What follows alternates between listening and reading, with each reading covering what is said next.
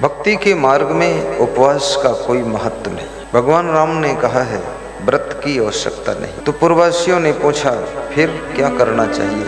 तो राम ने कहा कि सरल स्वभाव न मन कुटिलाई, यथा लाभ संतोष सदाई, भक्ति स्वतंत्र सकल सुख खानी, बिनु सत्संग न पावहि प्राणी। सत्संग सुनिए और मन को सरल बनाइए और मन का कपट छोड़ दीजिए और मन में संतोष रखिए। इसी का नाम भक्ति है। और जिसके मन में भक्ति जन्म ले लेती है उसको सत्संग बहुत प्रिय लगने लगता है। अभी हमारे पास व्यासगादी के सम्मुख कुछ नर नारी आए हुए थे भेंट चढ़ाने के लिए, प्रणाम करने के लिए, निकट से दर्शन करने के लिए। तो वे बता रहे थे कि हम आपका प्रवचन मोबाइल के यूट्यूब में सुनते हैं, यूट्यूब में सुनते हैं। हमारे मन संचालक ने सबको बुलाया था कि सब आइए और प्रणाम करिए, दर्शन करिए, आशीर्वाद लीजिए। कुछ लोग हिम्मत जुटाकर आ गए और कुछ लोग डर गए कि नीचे ही बैठो, ऊपर खतरा भी हो सकता है और नहीं भी हो सकता है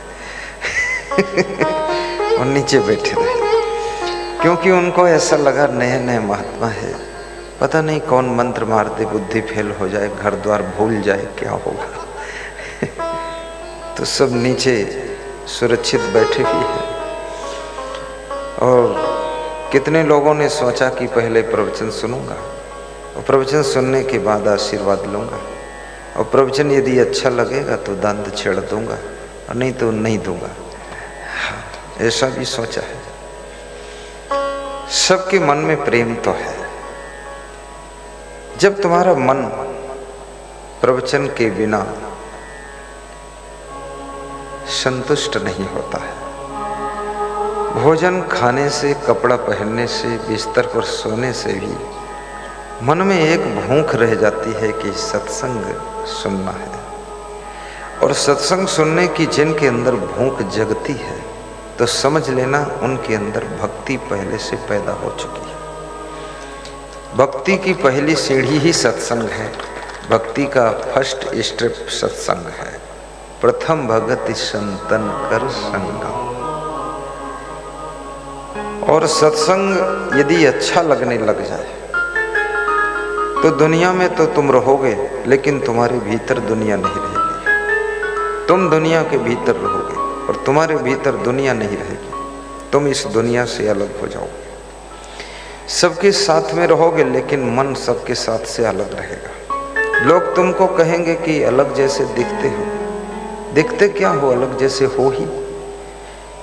हजारों महिलाएं बैठेंगी, साड़ी का कलर सबके साथ मैच कर जाएगा, लेकिन ये जो मन का भाव है ये सबसे विलग हो जाएगा। भीड़ से तुम छट जाओगे। फिर कोई तुमको कहेगा मीराबाई जैसी हो, कोई कहेगा सेवरी जैसी हो और कोई कहेगा कि इतनी भक्ति तो हमने किसी के देखा नहीं। चंडीगढ़ के महान भक्त श्री अशोक गुप्ता जी और उनकी पत्नी शीला गुप्ता, उन्होंने फोन किया और कहा कि मुझे चरण धूल चाहिए और चरण धूल लेने आऊँगा तो 10,000 का खर्चा है, किराया भाड़ा सब, और 4 दिन लग जाएंगे आने जाने में। पंजाब चंडीगढ़ बहुत दूर है। तो चरण धूल कोई संत के द्वारा बनवा कर भेजने की कृपा करें और 5100 दक्षिणा स्वीकार करें। तो मैंने भी सोचा कि बात तो सही है, आने में उसको 10,000 का खर्चा है, पति पत्नी बच्चे आएंगे और 4 दिन भी समय लगेगा। और यदि यहाँ से चरण धूल कोरियर से जाती है खर्चा कम है और दक्षिणा भेज रहे हैं तो हमारे संत जी ने चरण धूल बना दी। ये संत चरण धूल बनाते हैं। चरण धूल और चरण अमृत ये कोरियर से, डाक से, पार्सल से भेजते हैं और जिस भक्त की श्रद्धा जो होती है वो दक्षिणा भी भेज देता है। दक्षिणा ऐसा नहीं कि कंपलसरी है कि इतनी दो उतनी दो, दे देते हैं लोग। और दक्षिणा के बिना दर्शन का फल नहीं मिलता है और दक्षिणा के बिना सत्संग का भी फल नहीं मिलता है, और दक्षिणा के बिना चरणामृत चरण धूल और गुरु मंत्र का भी फल नहीं मिलता है। जब दक्षिणा दे देते हो तो तुम्हारी इच्छाएं सब पूरी हो जाती हैं, फालतू इच्छाएं खत्म हो जाती हैं, शुभ मनोकामनाएं पूर्ण हो जाती हैं। तो उनको धूल भेजी गई, चरणों की धूल। मैंने पूछा चरणों की धूल क्या करोगे? बोले नया मकान बनाने जा रहा हूं, तो नींव में ईंट रखने से पहले चरण की धूल रख दूंगा, ताकि मकान सुंदर बने, सुविधाजनक बने, अच्छा बने, जल्दी बने। और चरण धूल जब आपकी आ जाएगी तो कभी न कभी मेरे नए भवन में आपके चरण भी आ जाएंगे, इसलिए मैंने चरण धूल मंगाया। चरण धूल का भी बड़ा महत्व है जीवन में। और चरणों में जो गुरुदेव खड़ाऊ पहनते हैं, खड़ौआ बोलते हैं यहाँ, जिसको पादुका बोलते हैं। भगवान राम के पादुका भरत जी लेकर के चित्रकूट से अयोध्या को लौटे थे। चरण तो नहीं मिले, लेकिन चरण पादुका मिल गए। कोशिश किया कि ये चरण भी वापस लौटे अयोध्या को। चित्रकूट का काम हो चुका है, अब अयोध्या चलने की कृपा करें। तो राम ने कहा चरण पादुका लौट सकते हैं, लेकिन राम के चरण 14 साल तो अयोध्या की ओर नहीं लौटेंगे। अब ये चरण लंका की ओर जाएंगे, और लंका में जो राक्षसों का डंका बज रहा है, और लंका के राक्षसों से जो जन जन के अंदर शंका पैदा हुई है, तो बजा डंका मिटा शंका, लंका पे चढ़ जाओ वीरों, तो मुझे लंका पे चढ़ाई करना है। भरत, ये वनवास तो बहाना है, ये तो महाराजा दशरथ की असीम अनुकंपा है, ये तो विश्वामित्र का आशीर्वाद है, ये संत महात्माओं की तपस्या का फल है जो मुझे वनवास मिला है। क्योंकि वन में बसने वाले लोग सब परेशान हो चुके हैं राक्षसों के उपद्रव से, उनका सफाया करने के लिए ही मेरा अवतार हुआ है। वास्तव में जो आत्माएं अवतार लेती हैं, उनके पीछे रीजन इतना ही होता है, जन जन के भीतर जो राक्षसी प्रवृत्तियां हैं, जिन राक्षसी प्रवृत्तियों के कारण तुम परेशान रहते हो, दुखी रहते हो, उन राक्षसी दुर्गुणों को दूर करने का काम सद्गुरु की वाणी करती है। हर व्यक्ति के अंतःकरण में काम, क्रोध, लोभ, मोह, ईर्ष्या, द्वेष, अहंकार, निंदा, बुराई, प्रपंच, छल, कपट, चोरी, चुगली बहुत भरा हुआ है। यही सब राक्षसी दल है, और इसी दल के दलदल में लोग फंसे हुए हैं। और इस राक्षसी दल के दलदल से पार निकालने वाले कोई भगवान रूप सद्गुरु भगवान ही हो सकते हैं, जो अपने ज्ञान के बाणों के द्वारा भक्ति का धनुष बनाकर, ज्ञान के बाण चढ़ाकर, और तुम्हारे हृदय स्थान में वेध देते हैं। वहाँ बैठी हुई सब राक्षसी प्रवृत्तियाँ विनष्ट हो जाती हैं, और तुम्हारे भीतर राम की भक्ति ऐसे प्रस्फुटित होती है जैसे विभीषण के अंदर राम की भक्ति पैदा हुई थी। आपको बहुत बड़ी शांति मिलती है। शांति तो संसार में और कहीं मिल सकती नहीं है। महलों में सुविधा है, आराम से रह सकते हो, लेकिन शांति महलों में भी नहीं। गाड़ी से आराम से धमतरी जा सकते हो, लेकिन शांति नहीं। गाड़ी में कोई शांति ढूंढे तो ये बहुत बड़ी भूल होगी। साड़ी कोमलता से पहन सकती हो, रेशम की साड़ी पहनो तो बदन में स्पर्श करेगी, तो जब आपकी त्वचा को छुएगी तो आपको एहसास अच्छा होगा। लेकिन साड़ी से कोई सोचती हो महिला की सुख मिलेगा, अरे साड़ी में सुख होता तो साड़ी का दुकानदार सब साड़ी अपनी पत्नी को ही पहना देता, बेचता ही नहीं। साड़ी में सुख कहाँ है? इसलिए समझदार महिला साड़ी के लिए झगड़ा नहीं करती घर में, हाँ कुछ नहीं, बस शांति। जैसी शक्ति है, सामर्थ्य है, उस तरह की साड़ी पहनकर अपना काम चला लेते हैं। बहुत से नवयुवक सोचते हैं जीन्स की पैंट पहनने से सुख शांति मिल जाएगी, तो जीन्स की पैंट पहनाओ, इतनी टाइट पैंट न बैठ सकते हैं न झुक सकते हैं, बिल्कुल उनकी टांगें सिलाई कर दी गई है। और उसके बाद जब सुख नहीं मिला तो सोचा कि जीन्स की पैंट में 2-4 छेद करूं तो हो सकता सुख मिल जाए, उन छेदों से सुख घुस जाए अंदर। तो पैंट में छेद किया है, 4-5 जगह उसमें छेद कर दिया, छेद से भी जब सुख नहीं आया तब समझ लिया कि पैंट में सुख नहीं है। पैंट तो इसलिए पहनी जाती है ताकि आपकी मर्यादा ढकी रहे, आपकी टांगें ढकी रहे। ये साड़ी, सलवार, कुर्ता, लहंगा, घंघरा, ये सब क्यों पहना जाता है? क्योंकि मनुष्य एक बुद्धिमान प्राणी है, संस्कारी आत्मा है, और मनुष्य को अपने शरीर के अंगों को ढांक कर रखना चाहिए। आप जानवर नहीं हैं, पशु पक्षी नहीं हैं, कीड़े मकोड़े नहीं हैं। और एक महिला जब पैंट पहनकर खड़ी होती है तो उसकी सुंदरता कम हो जाती है।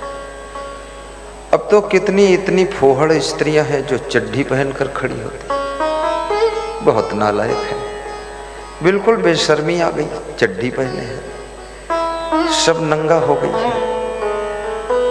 अब इससे नंगे होने से बहादुरी तो कुछ है नहीं, क्योंकि सभी भैंसें नंगी घूम रही हैं, कुतियां नंगी घूम रही हैं, कुत्ते भी नंगे घूम रहे हैं। मानो नर नारी की शोभा तो वस्त्रों से ही है। साधु महात्मा को भी वस्त्र पहनना ही चाहिए। कितने साधुओं में भी ऐसे ऐसे पंथ चल पड़े कि नागा बाबा है, खाम खा नागा बाबा बनते हैं, नंगा बाबा। नंगा बाबा बनने से मोक्ष नहीं हो सकता। वस्त्र उतार देने से मुक्ति का दूर तक कोई रिश्ता नहीं है। आप अपनी बुराइयों के कपड़े उतारिए, लफड़ों के कपड़ों को उतार दीजिए, तो आपकी मुक्ति हो सकती है। बोलिए सद्गुरुदेव की जय। कितने साधु संत स्नान ही नहीं करते। वो कहते हैं स्नान करेंगे तो जो मुक्ति और मोक्ष है वो सब धुल जाएगा, पूरा मैल लगा कर रखते हैं। और कितने साधु संत ऐसे भी देखा मैंने, ऊपर से और राख लपेट लेते हैं, माटी लपेट लेते हैं, भभूत लपेटते हैं, लपेटे हैं भभूत और बने हैं भूत। आत्म ज्ञान बिल्कुल नहीं है।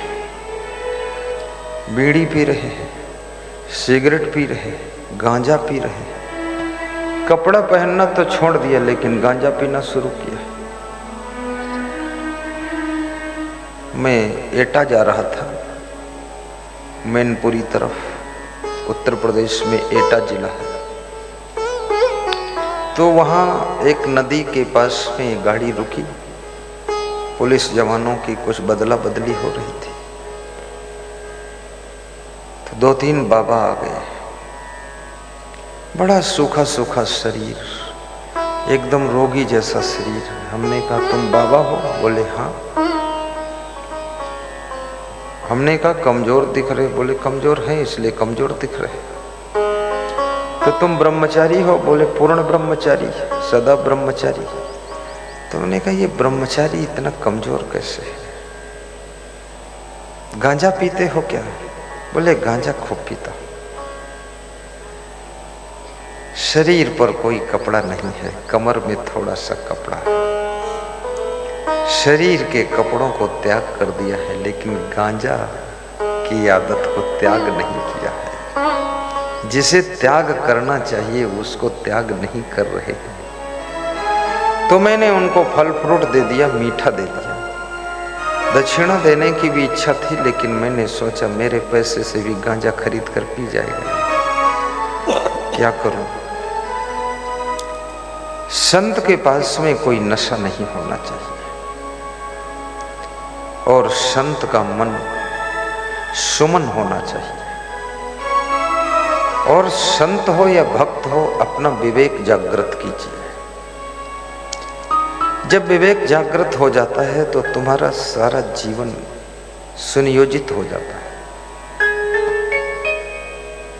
कहाँ खाना है, कहाँ बैठना है, क्या खाना है, कैसे बैठना है, कहाँ हंसना है, कितना हंसना है, कैसे हंसना है, कब हंसना है कि नहीं हंसना है, ये सब तुम्हारा मन चुनाव करने लग जाता है।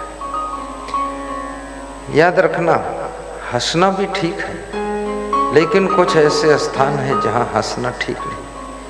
बात करना भी ठीक है, लेकिन कुछ ऐसी जगह है जहाँ बात करना ठीक नहीं, चुप रहना ठीक। जैसे आरती हो रही, तुम बात कर रहे हो तो तुम मूर्ख हो,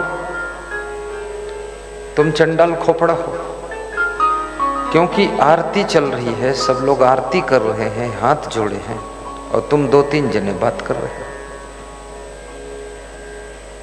आरती लोग कर रहे हैं, भाव से कर रहे हैं, श्रद्धा से कर रहे हैं, हजारों लोग, तुम 2-3 जने हंस रहे। तुमने आरती के महत्व को कहां समझा? तुम धूर्त आदमी हो, तुम्हारे अंदर एक साधारण मनुष्य की बुद्धि विवेक नहीं। गुरु जी के सामने बैठे हो, वहीं तम्बाकू खा रहे हो, और खा रहे हो वहां तक चलो चल गया, लेकिन थूक भी रहे हो। बहुत सुंदर बिछावन चटाई है, उसी पर थूक दिया। तो जिसको थूकने की भी अकल नहीं, उस व्यक्ति का बेड़ा पार कैसे होगा? जिसको कपड़ा पहनने की भी अकल नहीं, पेंट खोपड़ी में पहने है, वो शर्ट कमर में लपेटे है। कितनी लड़कियों को दुपट्टा डालने की भी अकल नहीं। दुपट्टा इसलिए होता है आपके आंचल को ढकने के लिए, वो दुपट्टा गले में लपेटे, अपने गले में यहां लपेट दिया। आपका सीना ढकना चाहिए। अब तुम्हारा दुपट्टा कौन ढकेगा? तेरी माँ दुपट्टा पकड़ेगी? तू नहीं जानती है और कहती है मैं BA MS कर रही हूँ, MBBS कर रही हूँ, डॉक्टरी पढ़ रही हूँ। मत पढ़ डॉक्टरी, दुपट्टा पढ़ ले पहले। हाँ, डॉक्टरी पढ़ेगी, इंजेक्शन लोगों खोपड़ी में ठोक देगी तू। तेरे की जब इतनी अकल नहीं, बेअकल लड़की है, बोलती है मैं डॉक्टरी पढ़ रही हूँ। दूर रहो, डॉक्टरी पढ़ रही हो, तुमसे बड़ी डॉक्टरी सब पढ़ चुके, डॉक्टरी पढ़ रही हो। बैठना उठना, कपड़े पहनना भी सीखो, सभ्यता होनी चाहिए।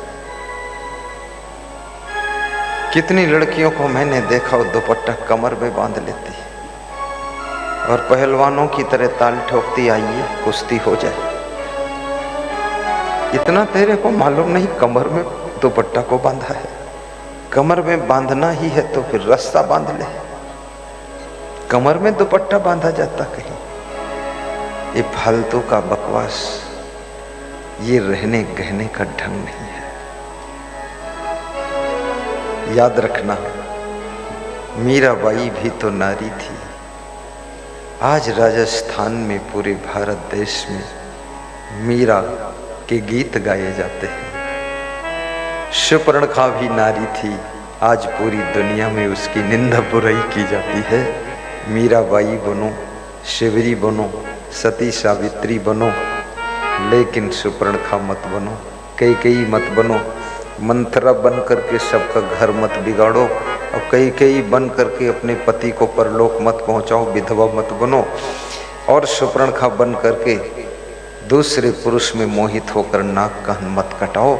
अपनी इज्जत, अपने सम्मान को आगे बढ़ाना तुम्हारा धर्म है, इज्जत की नाक को कटाना तुम्हारा कर्तव्य नहीं है।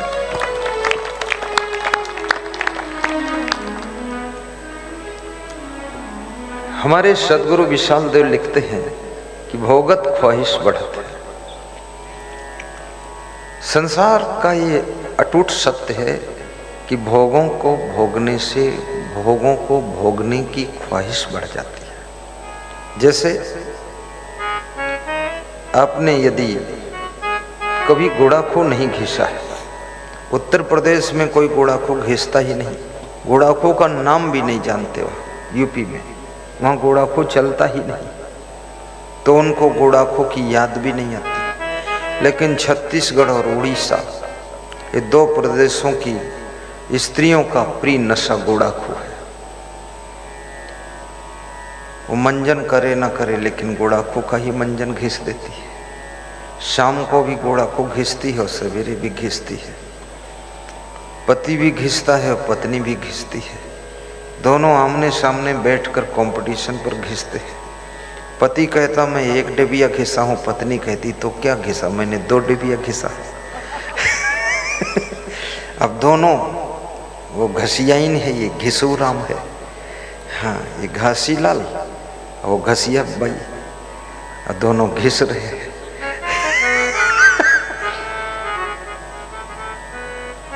और ऐसा भी नहीं कि एक दिन घिस करके दूसरे दिन फुर्सत हो जाएगी। एक दिन अगर घिस लिया तो दूसरे दिन भी घिसने की इच्छा होगी, फिर दूसरे दिन भी घिसो, फिर 2 दिन घिस लिया तो फिर जिंदगी भर घिसते रहो। घिसते घिसते तुम मर जाओगे पर वो घिसना नहीं छूटेगा। जिस दिन मर जाओगे लाश पड़ी होगी तो भी तुम्हारी आत्मा तो यही पुकार रही होगी, मुर्दा के अंदर भी कोई अंगुली डाल के घिस दे। हाँ, कम से कम लाश जले तो घिस कर जले, गुड़ाखू घिस जाए तब जल जाए। ये सब कहाँ नाटक में फंसे हुए हो। गुड़ाखू की 2-5 रुपए की डिबिया में सुख कहाँ है। जब तुम सभी नशा का त्याग कर देते हो, केवल आपके अंदर सत्संग का नशा है, भक्ति का नशा है। अभी मैंने बहुत लोगों से पूछा तुम कहाँ से आए, कोई बोला मैं खिशोरा से आया हूँ। तो क्या नाम है तुम्हारा? बोले तारक लाल साहू, रजनीबाई साहू। अच्छा, तुम देवकर दास के पिता माता हो? हाँ गुरुजी। भाव भर गया अंदर, ऐसा उनकी भावना भर गई। किसी ने बताया कि हम राजिम से आए हैं। कोई माता जी बता रही थी, खड़ी हो, ये राजिम वाली माता जी। उनकी खुशी देख लो आप। राजिम से 30 किलोमीटर से आई है, 28 किलोमीटर से। और खुश इतना है कि उनको ऐसे लगता जैसे हमको भगवान मिल गए। ये खुशी है, ये मीराबाई का लक्षण है। कोई जेंजरा से आया है, उनसे भी मैंने पूछा जेंजरा कितनी दूर? कोई कोपरा से आया, कोई पांडुका से आया। पांडुका वाले भी यहाँ बैठे हुए हैं। खड़े क्यों नहीं होते पांडुका वाले? खड़े हो जाओगे पहचान हो जाए। खड़े हुए कि बड़े हुए? बैठ गए फिर ऐंठ गए। चलो नहीं, मैं तो मनोरंजक साधु हूँ, बहुत मजेदार ही सत्संग करता हूँ। किसी को सोने नहीं देता हूँ, रोने नहीं देता, खुद हंसता रहता हूँ, दूसरों को हंसाता रहता हूँ। और ऐसा प्रेम में फंसाता हूँ कि जिंदगी में छूट ही नहीं पाता। हाँ, प्रेम का जाल फेंक देता हूँ। बैठो पांडुका वाले, बैठो। और प्रेम दुनिया की सबसे बड़ी चीज है। कबीर साहब कहते हैं 2.5 अक्षर प्रेम का पढ़े सो पंडित होए, पोथी पढ़ी पढ़ी जगमुआ पंडित हुआ न होए। पोथियां पढ़ करके संसार मर गया लेकिन कोई पंडित नहीं हुआ। पोथी पढ़ने से विद्वता आ सकती लेकिन शुद्धता नहीं आती है। पर प्रेम जब आपके अंदर उदय होता है तो आपके अंदर शुद्धता आ जाती है। और जिसका अंतःकरण शुद्ध है उसके लिए सुबह से लेकर शाम तक सुख ही सुख है, कोई दुख है ही नहीं। अंतःकरण को शुद्ध करो। जब आपका घर साफ सुथरा हो जाता है तो आपको घर में अच्छा लगता है। अंतःकरण शुद्ध हो जाए तो आपको अपना जीवन ही अच्छा लगता है। कैसे सुख मिलेगा सोचो। परस्पर प्रेम से रहोगे तो सुख पाओगे। पति पत्नी ने शादी तो कर लिया पर प्रेम है ही नहीं। पति रात में 11 बजे आ रहा है, वो श्रीमती घसिया बाई घोड़ा को घिस के सो रही। पति दरवाजा खटखटा रहा है, वो घसियारी ने भाई दरवाजे नहीं खोल रही। प्रेम नहीं है इसलिए दरवाजा नहीं खोल रहा है। जिसका पति बाहर गया हो उसकी पत्नी को इंतजार में सुख मिलता है, और पति आता है तो दरवाजा खुला मिलता है, और पत्नी कहती आइए, आपका तीव्र इंतजार हो रहा था। जहां प्रेम पराकाष्ठा को छू लेता है वहां नींद कहां है। तुम्हारा गुरु आ रहा है और तुम भैंसासुर बन के सो रहे हो। कुंभकर्ण के बाप विश्वेश्वरवा, रावण के नाना, पता नहीं उसके नाना पुलस्त्य नाना थे, पुलस्त्य मुनि। पूर्वज नाना बहुत होते थे पहले और बहुत मुनि बनते थे। कोई गुण नहीं है, मुनि कहलाते थे। पुलस्त्य मुनि वो नाना था रावण का। प्रेम जहां होता है ना, वहां मेहनत करने में भी सुख लगता है और जागने में भी सुख लगता है। हेमराज सिंह शहडोल के किरण देवी पति पत्नी कह रहे थे, 1 महीना से प्रचार में लगे हैं।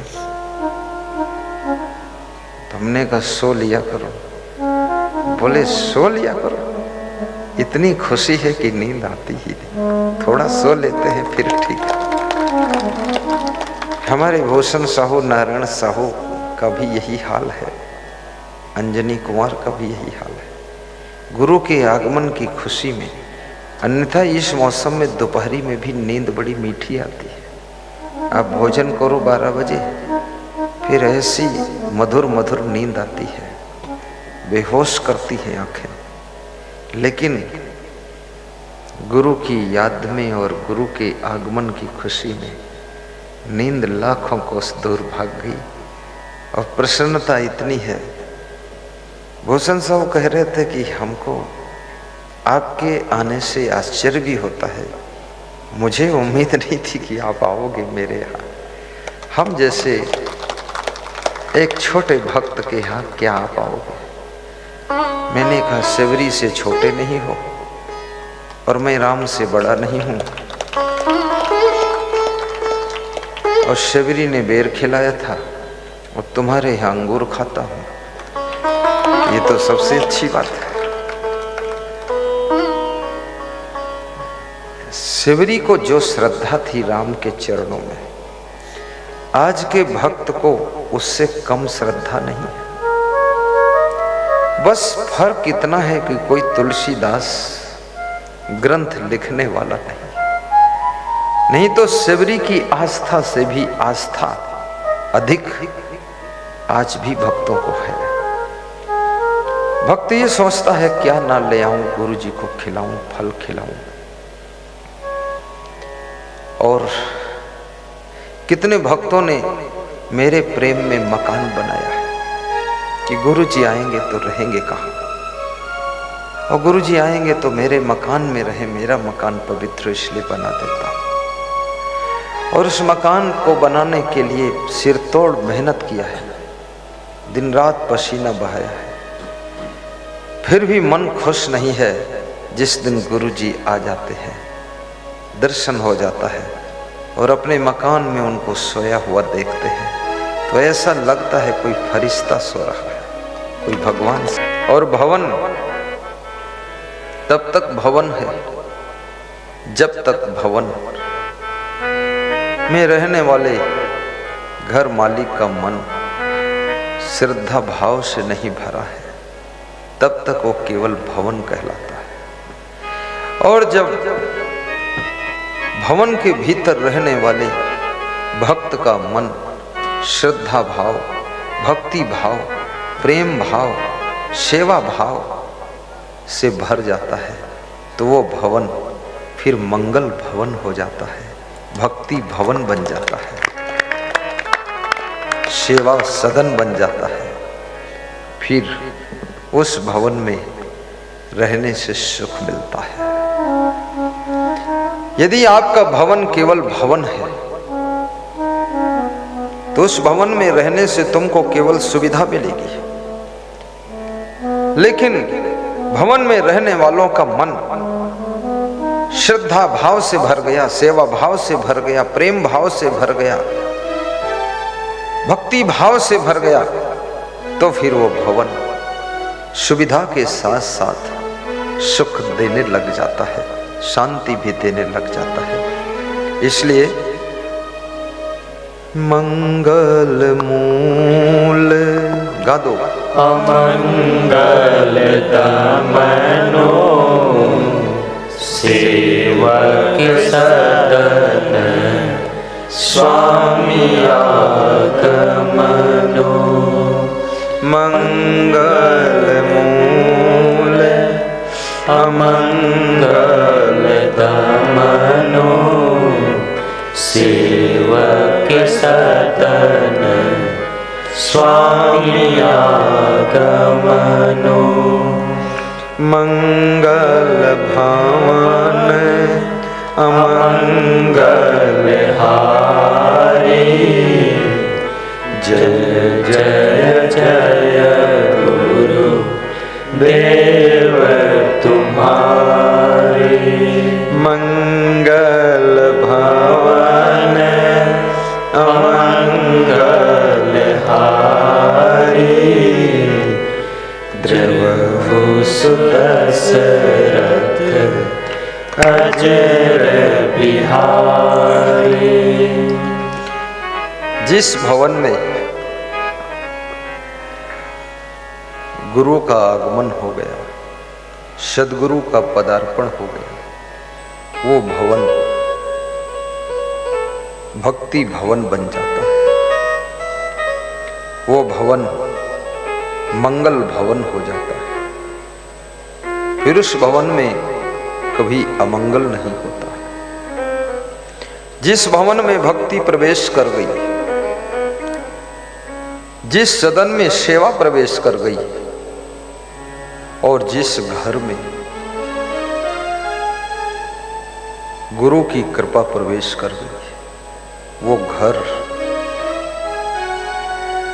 अब घर नहीं है, वो भगवान का मंदिर है।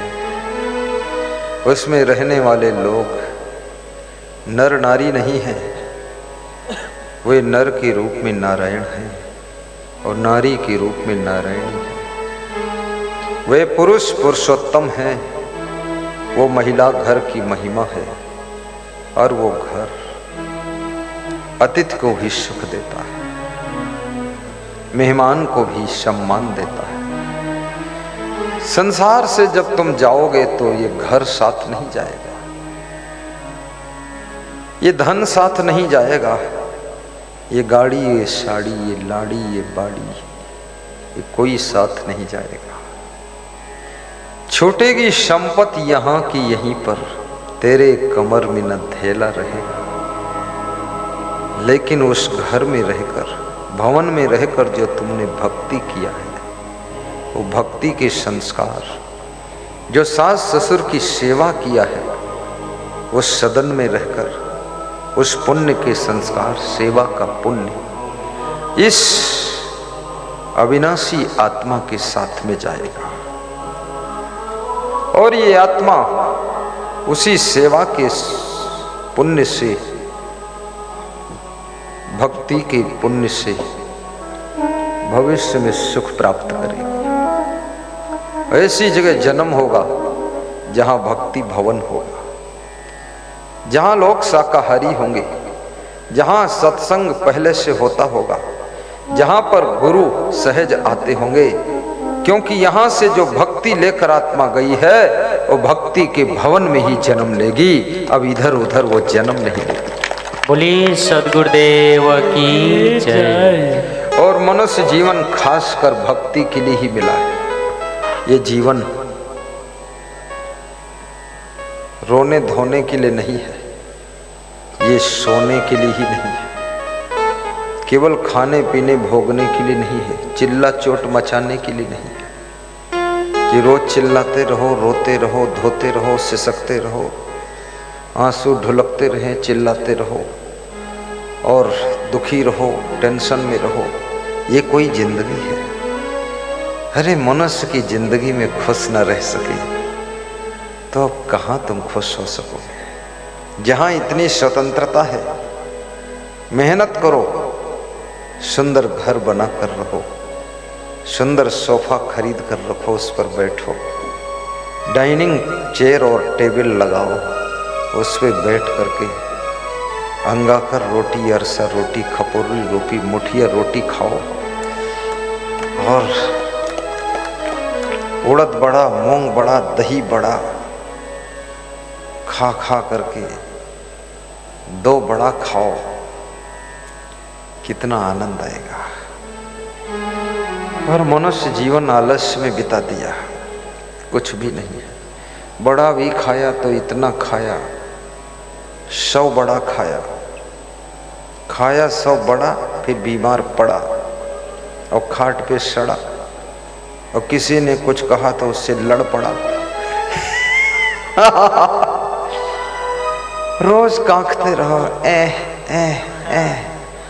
कोई पूछा क्या खाए पंडित, और कुछ नहीं खाए, उड़द बड़ा था। कितने खाए? गिनती नहीं गिन पाई, इतने खाए। 40-50 तो खा ही गए होंगे। तो पेट है कि इंडिया गेट है? बोले दोनों है, पेट के भीतर इंडिया गेट है। ज्यादा खा खा करके बीमारी का दुख भोगो, इसलिए ज्यादा भी कभी मत खाओ। थोड़ा भूख बनी रहे इतना खाओ, और भूख है तो जरूर खाओ, भूख नहीं है तो बिल्कुल मत खाओ। भूख में खाओगे बहुत सुख मिलेगा, शरीर स्वस्थ रहेगा, शक्तिशाली रहेगा। बिना भूख खाओगे शरीर बीमार हो जाएगा। संभल करके जियो।